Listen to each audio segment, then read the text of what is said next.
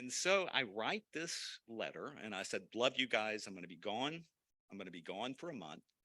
And I want you to take care of mom, take care of each other. And I would like for you to mow the yard every Saturday while I'm gone. And Austin, you mow the yard. And Hayden, I would like for you to do all the weed eating and trimming. And Reagan, please make sure you weed the flower beds. And Brady, if you could, you sweep up all the clippings and you make sure everything is neat and clean after you've blown the leaves and all of that stuff.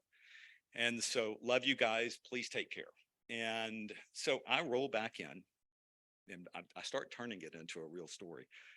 And I roll back in a month later and the grass is a foot tall and there's weeds all over. And I come into Caroline and I'm like, have you seen the yard? And she says, yeah, I wish you would have had somebody take care of that. And I'm like, did you not see my letter? And she said, no, but the boys are talking about it a lot. And I said, did they tell you what it said? She said, no, they're just talking amongst themselves. Like, Austin, Hayden, Reagan, Brady, get in here. And I'm like, did you not read my letter? And they're like, Dad, those words were so moving. What does that mean? What do you mean? Well, I mean, we learned so much about you from that letter. I'm like, what does that mean? Well, you're a dad of love because you said you love us and take care of mom. So you're a dad of love. And you're a dad of order because you wanted that yard mowed, just you wanted it and it was going to be neat. And you're a dad that likes schedules, like you wanted it every Saturday to be that way. And your word just meant so much to us.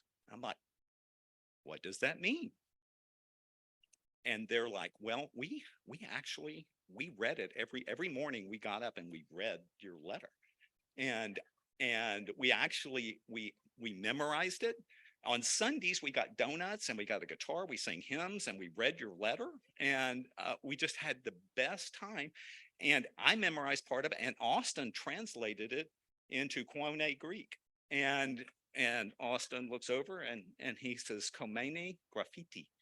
And I said, did you not think to Khomeini graffiti the front yard? And I know that's funny, but people are going to have that conversation when Christ comes, because he talks about being equipped for every good work. You're not just supposed to study and show up and eat donuts. You're supposed to actually use this word for good works.